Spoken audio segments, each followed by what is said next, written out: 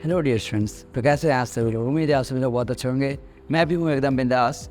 तो आज हम लोग शुरू करने वाले हैं हम लोगों के क्लास 10 का सबसे पहला चैप्टर क्वाड्रेटिक इक्वेशन करते हैं। सबसे पहले हम समझेंगे एक चर वाले द्विघात समीकरण कैसे होते हैं। और एक चर वाले द्विघात समीकरण समझने के पहले हम लोगों को ये समझना होगा कि चर राशि क्या होता है, तभी तो एक चर वाले समझोगे। एक चर, दो चर, तीन चर, कितने सारे चर राशियाँ होती है वो समझेंगे। और ये घात, ये एक घात, दो घात, त्रिघात, कितने सारे ये घात है, ये घात क्या होता है वो सब समझेंगे। देखिए बहुत सिंपल सी बात है। चर राशि हम लोग के वेरिएबल्स होते हैं, वेरिएबल्स। चर राशि को इंग्लिश में वेरिएबल बोलते हैं, यानी कि जितने भी लेटरल नंबर्स होते हैं, अल्फ़ाबेट्स ABCD XYZ, फिर A B C में रखिए जितने भी लेटरल नंबर है। ज़्यादातर हम लोग X यूज़ करते हैं, A यूज़ करते हैं, YZ, सभी लेटरल नंबर्स है। इन सभी का हम लोग यूज़ करते हैं और इन सभी राशियों को ही कहते हैं चर राशि। समझ आ गया। और किसी एक समीकरण में अगर एक चर राशि यूज़ हुआ हो तो उसको बोलेंगे एक चर राशि वाले समीकरण। अब घात इसमें मेंशन हो जाएगा। तो अब घात बहुत कुछ समझता होगा। घात को इंग्लिश में हम लोग कहते हैं पावर। और जिनको घात तो समझ नहीं आया होगा वो पावर तो देख के ही समझ गए ही होंगे। पावर मतलब कि जो नंबर के इधर माथा पे रहता है, इधर इस जगह पे 2 3 5 ऐसे, ये सब घात होता है। तो जैसे यहाँ पे एक जनरल बात कर दी, अगर मैं ए लिख रहा हूँ, ए का यहाँ पर 5 लिखा हुआ है, ये ए हम लोगों का बेस यानी कि आधार होता है। और ये जो 5 है ये हम लोग का घात कहलाता है। देखिए आपको घात समझ में आ गया। अब देखिए घात समझने के बाद आपको समीकरण समझना होगा। समीकरण किसको कहते हैं? समीकरण समझने के बाद ही आपको समझ में आएगा एक चर वाले द्विघात समीकरण। फिर उसका मैं जनरल रूप आपको दिखाऊंगा। उसके पहले समीकरण देखिए। समीकरण क्या होता है? कोई एक अलजेब्रिक एक्सप्रेशन, कोई एक एक्सप्रेशन किसी और एक एक्सप्रेशन या किसी एक कांस्टेंट टर्म के जब इक्वल होता है, इक्वल यानी कि बराबर होता है, तब वो समीकरण कहलाता है। मतलब साफ साफ शब्दों में अगर बोलूँ, कोई एक नंबर किसी और एक नंबर के बराबर है और जब जब बराबर का साइन आता है तब यह समीकरण कहलाता है। एक जनरल दिखाओ, जैसे कि ये रहा 5x + 2y = 6। ऐसा समीकरण आप लोगों ने 9 में कई बार देखा होगा। ये हम लोग का सरल युगपत समीकरण है, दो चर राशि वाला, जिसमें देखिए दो चर राशि है, x और y, दो चर राशि है। ठीक है। और ये सरल युगपत इसलिए क्योंकि इसका मैक्सिमम पावर 1 है, इसका घात 1 है। लेकिन हम लोगों को एक घात वाला चैप्टर नहीं पढ़ना है। अब हम लोग को पढ़ना है दो घात वाला, यानी कि कुछ ऐसा दिखेगा हम लोगों को 6x² + 2x - 7। ये जो मैंने लिखा है, ये तो देखो इसमें कितना चर राशि युक्त हुआ, कितना चर राशि को यूज़ किया गया है, कितने वेरिएबल्स को यूज़ किया गया है। तो आप देखोगे केवल x को यूज़ किया गया है ना। तो यह एक चर वाला द्विघातीय व्यंजक है। अब आप लोगों ने मैं व्यंजक क्यों वर्ड यूज़ कर रहा हूँ? क्योंकि ये अभी तक समीकरण बना ही नहीं है। ये समीकरण तो तब बनेगा जब ये नंबर किसी और एक नंबर के बराबर होगा। तो कोई भी नंबर नहीं लेते, मान लेते हैं 0 ही है, 0 पे ज़्यादातर बनता है सब।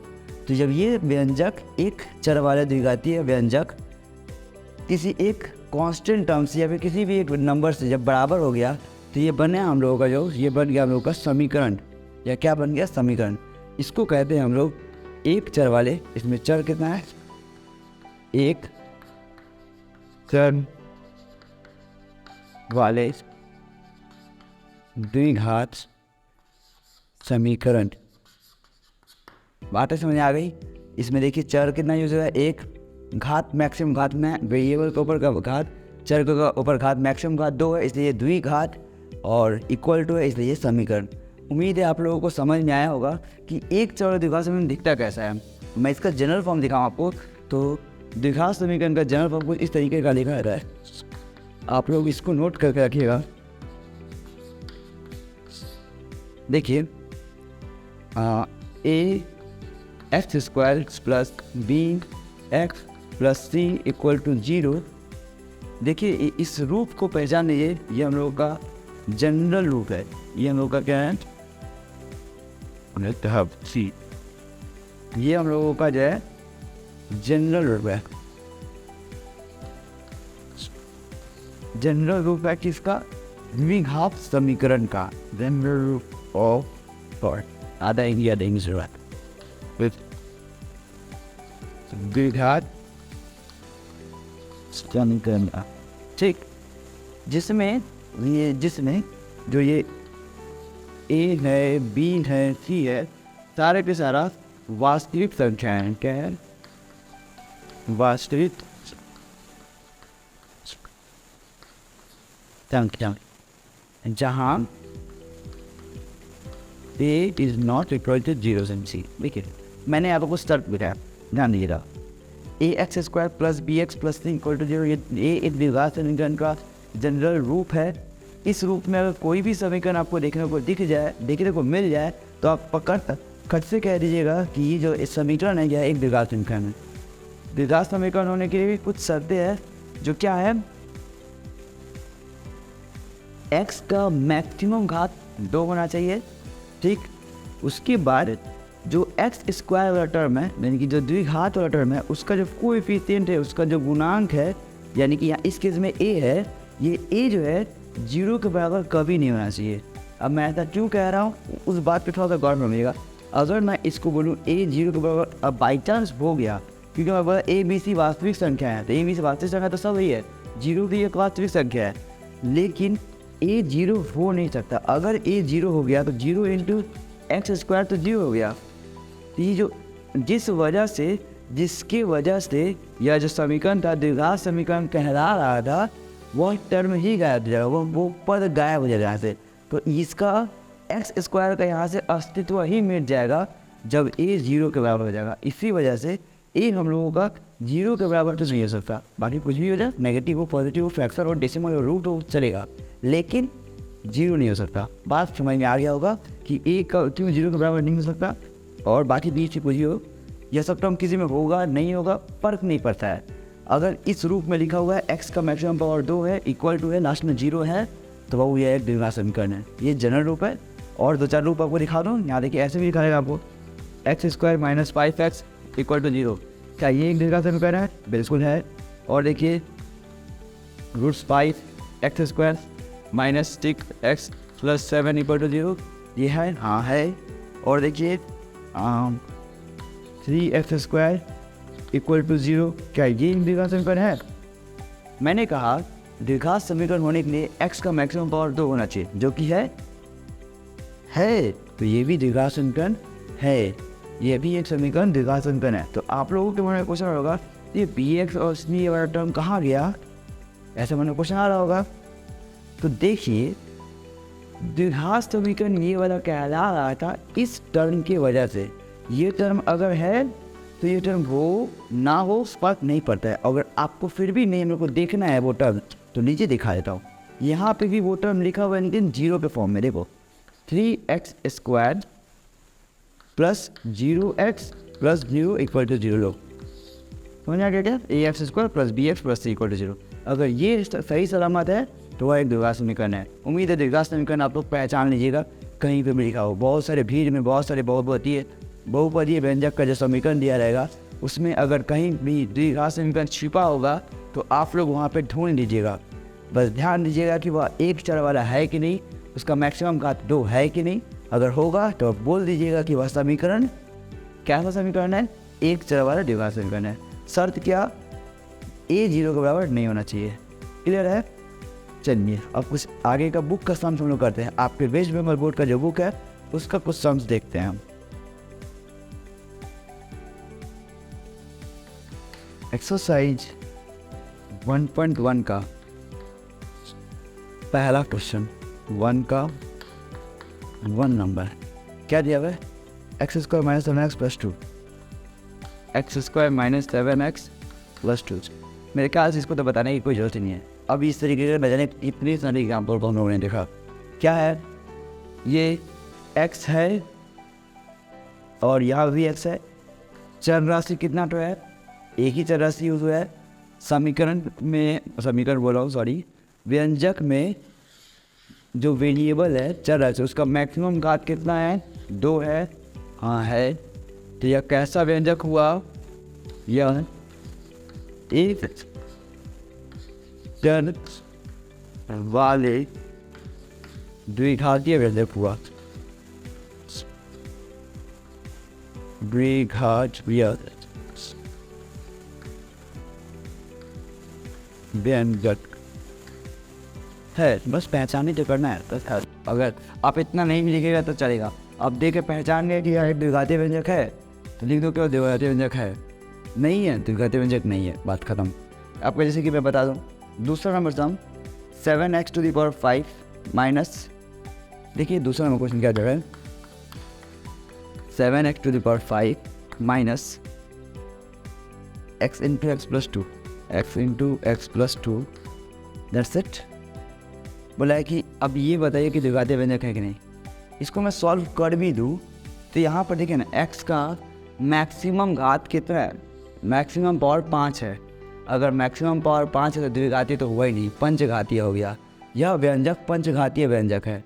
तो बाबू मैं पंचघातीय व्यंजक तो हमसे पूछा ही नहीं है, हमसे तो पूछा है कि बाबू पता कीजिए कि ये द्विघातीय व्यंजक है या नहीं है। तो बस इतना ही बोलिए ना आप इसको कि सर जी यह द्विघातीय व्यंजक नहीं है, इतना बोलिएगा सर समझ जाएंगे। द्विघातीय व्यंजक नहीं है। हाँ ये पंचघातीय ज़्यादा बोल के ओवर स्मार्ट बनने की कोशिश करना, बस नहीं है, नहीं है। आपको सिर्फ इतना ही बताना है कि द्विघातीय व्यंजक है या द्विघातीय व्यंजक नहीं है। अगर है तो हाँ बोलिए, नहीं है तो ना बोलिए, काम खत्म, पैसा हजम, आगे बढ़ जाइए।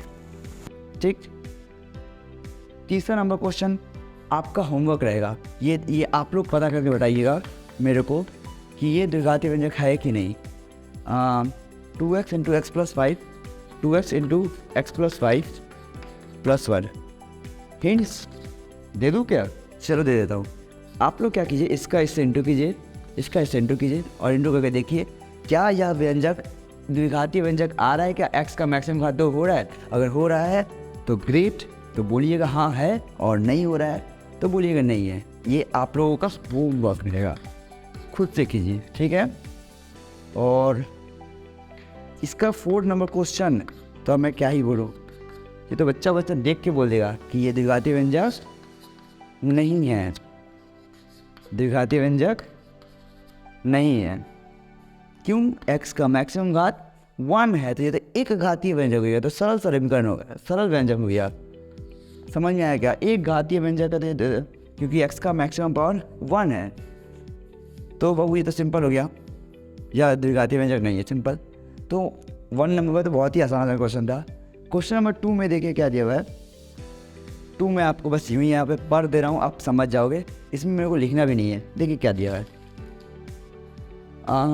कह रहा है निम्नलिखित समीकरणों में कौन सा 2 नंबर क्वेश्चन देखिएगा, दोनों में क्या बोला है, निम्नलिखित समीकरणों में कौन सा ax² plus bx plus c equal to 0 जहाँ a b c वास्तविक संख्या है और a इज नॉट इक्वल 0। अच्छा ठीक है, ओके मैं इसको मिटाता हूँ पहले।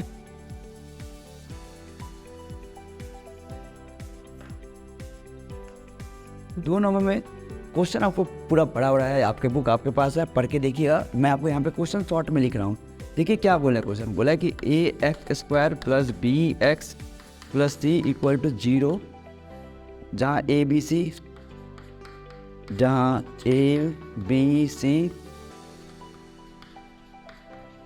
वास्तविक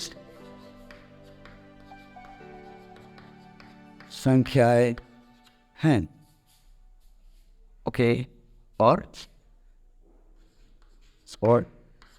a is not equal to 0 है। ये तो मैंने सब आपको पहले ही बताया। अब बोला है 2 में ये दे दिया हुआ है और ये सब बोल दिया कि a b c वास्तविक संख्या है और a 0 के बराबर नहीं है, और आपको 3-4 क्वेश्चन नीचे धर दिया है और अलग अलग ऊट पटांग करके रखा हुआ है। आपसे पूछ रहा है कि क्या आप उस समीकरण को, जो भी समीकरण दिया हुआ है, उस समीकरण को आप इस रूप में लिख पाओगे क्या? ये जो रूप है इस रूप में क्या आप लिख पाओगे? लिख पाओगे तो हाँ लिख सकते हैं, नहीं पाओगे नहीं लिख सकते हैं, लेकिन आपको सॉल्व करके दिखाना पड़ेगा कि कैसे आप नहीं लिख पा रहे हो। चलिए मैं आपको सॉल्व करके दिखाता हूँ। पहला क्वेश्चन क्या है आपका, x-1 plus 1/x, x-1 plus 1/x, यही ना भाई, हाँ ठीक है, इक्वल्स टू 6। ये आपका दिया हुआ है क्वेश्चन। बोला है कि क्या इसको हम लोग द्विघातीय समीकरण के रूप में लिख सकते हैं? कुछ नहीं, आपको इसको सिंपली सॉल्व करते जाना है और कुछ करना नहीं है। सॉल्व करने के लिए क्या करना होगा, यहाँ पे दिख रहा है हमको x का एलसीएम लेना होगा। ये एलसीएम क्या ही लेना, बोथ साइड ना x से मल्टीप्लाई कर दो, दोनों तरफ x से मल्टीप्लाई कर दो, दोनों तरफ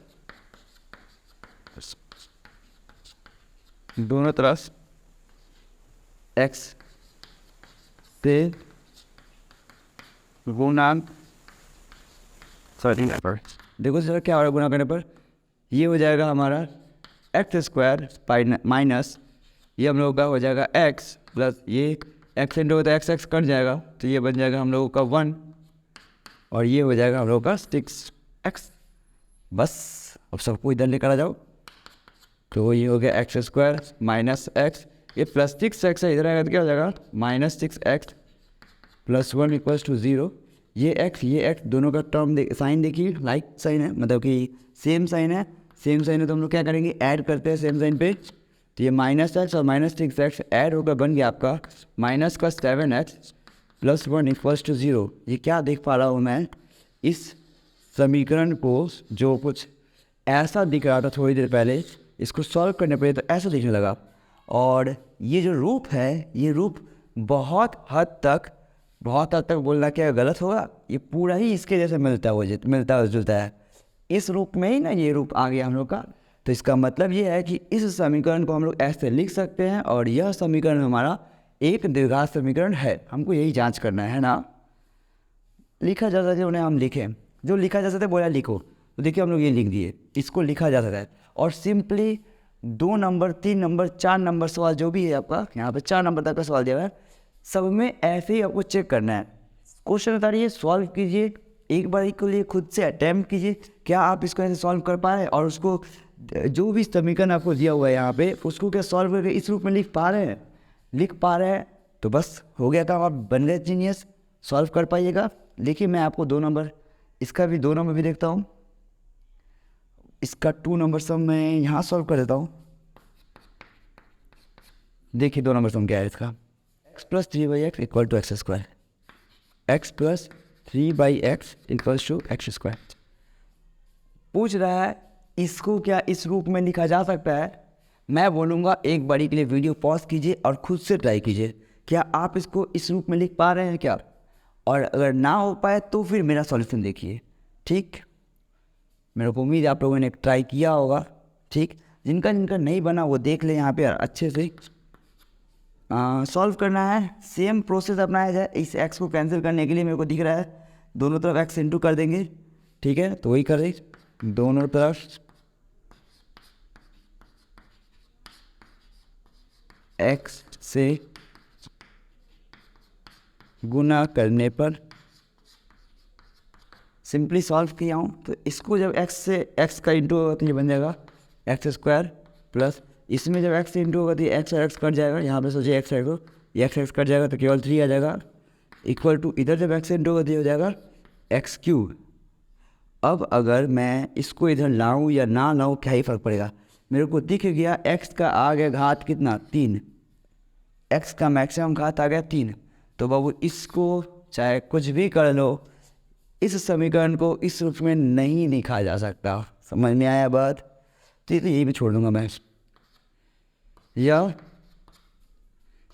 ax² plus bx plus c equal to 0 के रूप में नहीं लिखा जा सकता।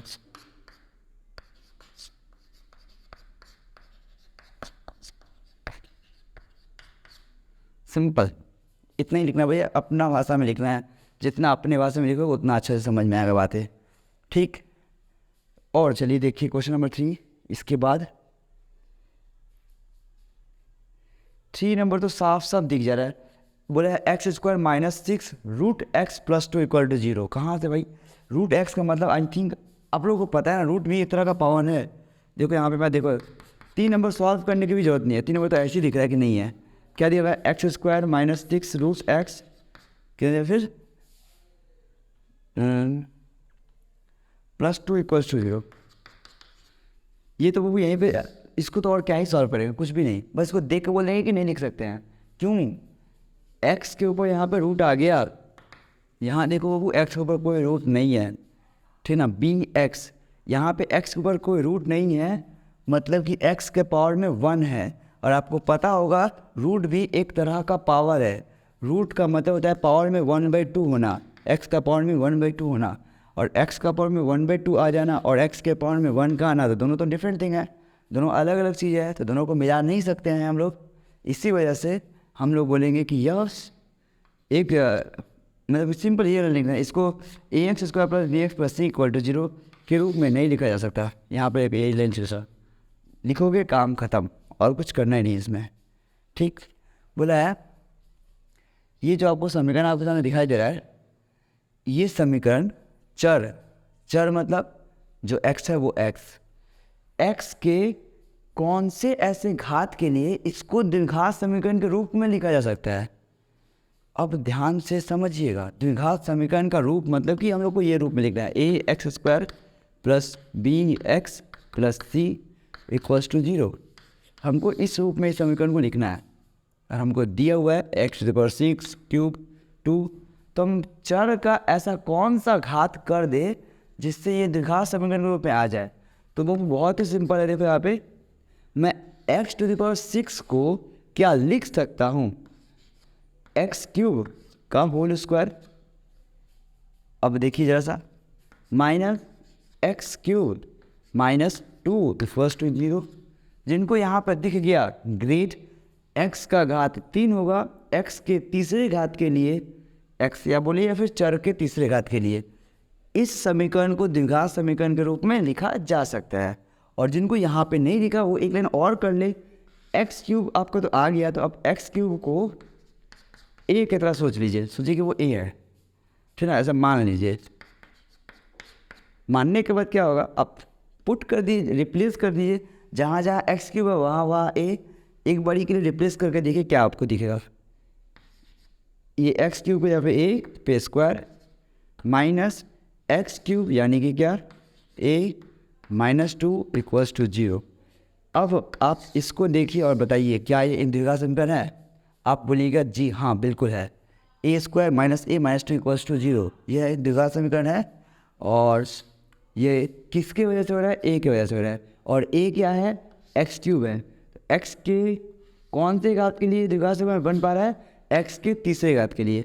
आपको ये लाइन बस समझने के लिए की है, आपका जवाब यहाँ पे चल सकता है, और अगर ना समझ में आए तो आप ये पेन कर लीजिएगा, तो कोई गड़बड़ नहीं है, आप बेशक कर सकते हैं, ठीक है। ये लाइन बस आपको समझने के लिए कि आपको दिखाई देगा कि देखिए कैसे हो रहा है। सिंपल ट्विस्टेड सम था और कुछ है ही नहीं। आप इतना से करने का प्यार से लिख दीजिए, x³ के लिए यह द्विघात समीकरण है, द्विघात समीकरण है। सिंपल, इतना कीजिएगा काम खत्म।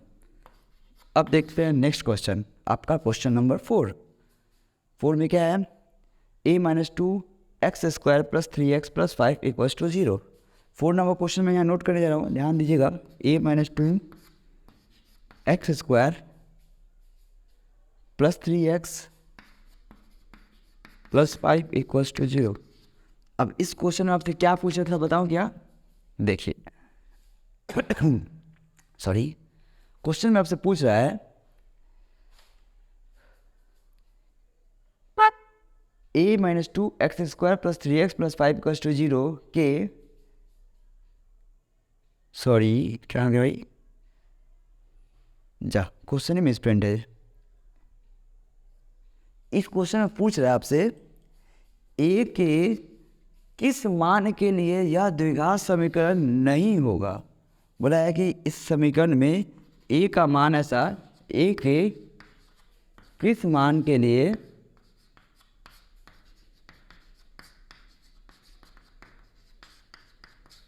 यह द्विघात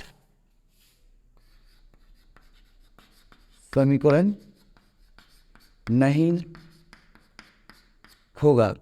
मतलब ये इस द्विघात समीकरण में एक ऐसा कौन सा मान हम लोग रख दे जिससे ये द्विघात समीकरण नहीं रहेगा।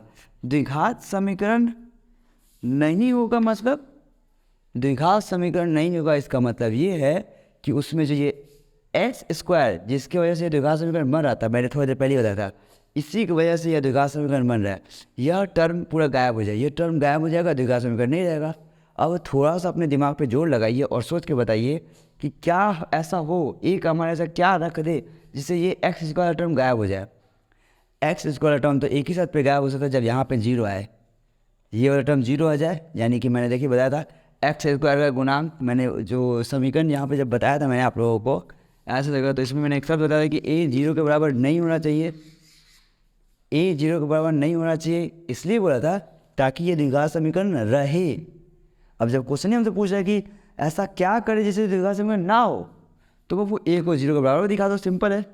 यहाँ पे ए जीरो के बराबर हो जाएगा तो द्विघात समीकरण नहीं होगा, और यहाँ पे ए क्या है, ए के जहाँ पे ए क्या था एक्चुअल में, ए एक्स स्क्वायर का कोएफिशिएंट था, एक्स स्क्वायर का गुणांक था, यहाँ पे एक्स स्क्वायर गुणांक ए माइनस टू है, तो अगर a माइनस टू हमारा जीरो के बराबर हो जाए तो ये समीकरण द्विघात समीकरण नहीं रहेगा, और a माइनस टू को जीरो के बराबर दिखाएंगे जब, तो a का मान क्या आएगा, यहाँ से a इक्वल्स टू टू आया, तो a बराबर 2 के लिए यह समीकरण द्विघात समीकरण नहीं होगा। अब देखिए a के जब 2 पुट कीजिएगा, 2 माइनस टू कितना होगा, 0, 0 into x square, 0, x square term पूरा निपट गया, खत्म, बचा क्या 3x प्लस 5, एक्स स्क्वायर का अस्तित्व ही नहीं रहा, जिसके वजह से द्विघात समीकरण बन रहा था, वो टर्म को हम लोगों ने गायब कर दिया, तो नहीं रहेगा द्विघात समीकरण। शॉर्ट क्वेश्चन में ये क्वेश्चन बहुत बार पूछा जाता है, इस इंपॉर्टेंट, इस पर याद रखिएगा। क्या ए के किस मान के लिए द्विघात समीकरण नहीं होगा, कुछ करना नहीं है, आप बस ध्यान रखिएगा, ए जीरो के बराबर जब ना हो, ए क्या है एक्स स्क्वायर का गुणांक, ए जब जीरो के बराबर अगर नहीं होगा तो ये द्विघात समीकरण है, तो आपको करना क्या है, ए को जीरो के बराबर दिखा देना है ताकि द्विघात समीकरण ना रहे। ये तो पूछा द्विघात समीकरण ना हो, तो बस ए को जैसे ही मैंने जीरो के बराबर दिखाया, यहाँ पे ए हम लोग का ए माइनस टू है, ए माइनस टू को हम लोगों ने जीरो के बराबर दिखाया, ए का वैल्यू निकला, यहाँ पे ए का वैल्यू आ गया 2, तो ए बराबर 2 के लिए यह समीकरण द्विघात समीकरण नहीं होगा। क्लियर है, चलिए बढ़ते हैं अगले सवाल की तरफ।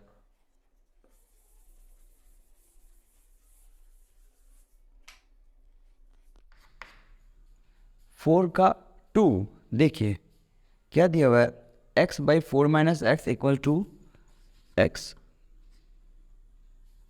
By 4 minus x equal to 1/3x, यही दिया हुआ है, हाँ बिल्कुल। और वहाँ पे कुछ क्राइटेरिया दिया हुआ है, बोल दिया कि x जो है जीरो के बराबर नहीं होना चाहिए, x जो है 4 के बराबर नहीं होना चाहिए, ये सब दिया हुआ है। अपने सम्स को सही रखने के लिए अगर ये जीरो होगा या फिर 4 जीरो होगा या फिर 4 होगा, तो ये टर्म किसी भी नंबर के नीचे में जीरो आना मतलब कि सन्नाटा छा जाना, इसीलिए ऐसा कर दिया है वो, ठीक है, नॉट डिफाइन वाला सीन बन जाता है, यही वजह है। ओके, क्या बोल रहे हैं क्वेश्चन में, क्वेश्चन पे थोड़ा गौर करते हैं। क्वेश्चन दिया हुआ है x by 4 minus x equals to 1/3x, ठीक, को a x square plus b x plus c equals to 0 जैसे द्विघात समीकरण के रूप में लिखने पर x का गुणांक क्या होगा। मतलब ये जो आपको समीकरण मैंने यहाँ पे लिखा है, इस समीकरण को अगर a x square plus b x plus c equals to 0 के रूप में अगर हम लिख पाए, तो हम लोगों को बताना है कि इस x का गुणांक कितना होगा। मतलब कि इन शॉर्ट हम लोगों से इस b का मान पूछ रहा है कि b का मान कितना होगा, ठीक है। तो चलिए कुछ करना क्या है, इसको उस रूप में लिखना शुरू करते हैं। लिखने के लिए क्या करना होगा, सॉल्व करना होगा। सॉल्व करने के लिए हमको दिख रहा है यहाँ पे क्रॉस मल्टीप्लाई का काम कर लो, क्रॉस मल्टीप्लाई 3x का x से इंटू क्या आएगा 3x square equals to 4 minus x का 1 से इंटू क्या होगा भाई 4 माइनस एक्स ही आ जाएगा। x से 1 से किसी भी नंबर का इंटू तो सेम टू सेम आता है। अब करना क्या है, उस रूप में लाना है, तो सबको इक्वल टू इस तरफ लेकर आया जाए, तो लाओ क्या हो रहा है यार 3x स्क्वायर माइनस एक्स इधर आया था क्या बन गया प्लस एक्स प्लस 4 इधर आया था क्या बन गया -4 इज इक्वल्स टू 0। देखिए हम लोगों ने लिख दिया इस दिए हुए समीकरण को इस फॉर्म में ax square plus b x plus c equals to 0 के रूप में। जब जैसे ही मैंने लिखा तो हम लोगों से पूछा क्या था x का गुणांक लिखने से पर x का गुणांक क्या होगा, x का गुणांक देखिए तो एक्स के संग क्या गुना में है, यहाँ पे कोई भी नंबर दिख नहीं रहा है, जहाँ पे कुछ नहीं रहता है गुना में वहाँ पे 1 रहता है, तो एक्स के संग क्या गुना में आ गया, 1 आ गया। तो यहाँ पे एक्स का गुणांक क्या हो गया, एक्स का गुणांक आया 1, आंसर। बहुत सिंपल था। नेक्स्ट क्वेश्चन की तरफ मूव करते हैं। ये तो बहुत ही आसान क्वेश्चन है, इसका 3 नंबर। ये देखिए क्या दिया हुआ है, 3x square 3x square plus 7x plus 23 equals to x plus 4 x plus 3 plus 2, x plus 4 x plus 3 plus 2। चलिए ये हम लोगों का समीकरण है, दिया हुआ है और कह रहा है इस समीकरण को ax square plus bx plus 3 equals to 0 के रूप में लिखे। बस इतना सा ही डिमांड है क्वेश्चन का कि ये क्वेश्चन को मतलब इस समीकरण को इस समीकरण के रूप में लिख दो। क्या ही करना होगा, कुछ करना नहीं है। इस ब्रैकेट को इंटू करो, सबको इधर लेके आओ, लाइक टर्म्स मिलेगा, ऐड सेपरेट होगा, आपका आ जाएगा वो रूप। करके देखो, मैं तो बोलूँगा ये खुद से करो, एक बार ट्राई करो, वीडियो पॉज करके ट्राई करो, बन जाने वाला सवाल है, ऐसा बन जाएगा, खुद का कॉन्फिडेंट बिल्ड होगा। कुछ करना नहीं, इसका इंटू करना है, करो, करने के बाद मेरा वीडियो देखो। चलो मैं करता हूँ। 3x square plus 7x plus 23 equals to, क्या करना होगा, इसका इससे इंटू, इस ब्रैकेट का इस ब्रैकेट से इंटू करना होगा। सॉल्व करने के लिए और कुछ है ही नहीं, तो इसी को करना होगा। तो इंटू करना हमको पता है कि आप लोगों को पता होगा इस ब्रैकेट का इस ब्रैकेट से कैसे इंटू करते हैं। जिनको नहीं पता है उन लोगों के लिए एक बार बता दे रहा हूँ।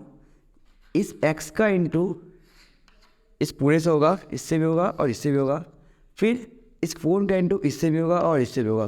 जब ऐसा हम लोग कर लेंगे तब कहलाएगा कि इस x प्लस 4 का इंटू इस x प्लस 3 से हो गया। ठीक, तो चलिए करते हैं। x का x से कीजिए, पहले x स्क्वायर आएगा प्लस प्लस प्लस x का 3 से कीजिए तो क्या आएगा, 3x आएगा। अब बारी है प्लस 4 से, प्लस प्लस प्लस 4 और x का इंटू कीजिए तो 4x आएगा, प्लस प्लस प्लस 4 का 3 से कीजिए तो 4 से 12, प्लस 2 है उसको रहने दीजिए, आगे बढ़िए। सबको इक्वल टू को सब लेके आ जाइए, क्या ही करना है।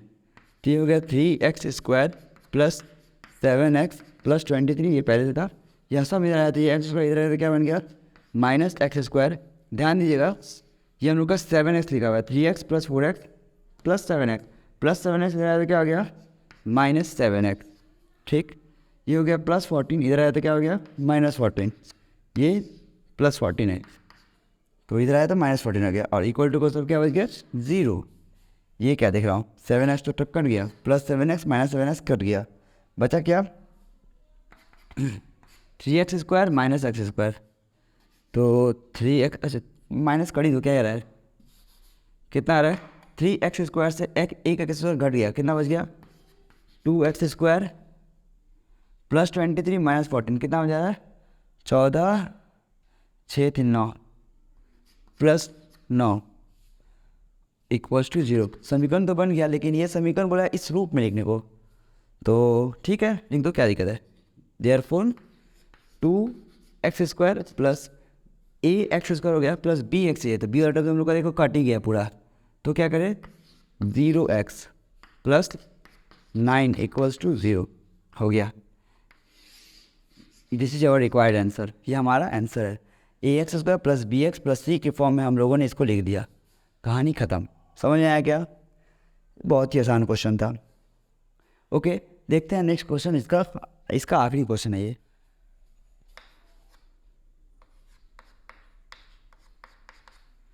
फोर का 4 में आप लोगों से कह रहा है, एक फिर से सेम 4 का 3 का ही क्वेश्चन है, उसमें कुछ समीकरण उल जरूर करके आपको दे दिया हुआ है, और उसको बोला इसको सिंप्लीफाई कीजिए, सॉल्व कीजिए और इसको लिखिए ax square plus bx plus c equals to 0 के फॉर्म में, और लिखने के बाद आप उसमें x स्क्वायर का, x का और x टू द पावर 0 का गुणांक बताइए। इतना सा क्वेश्चन है, 4 का 4।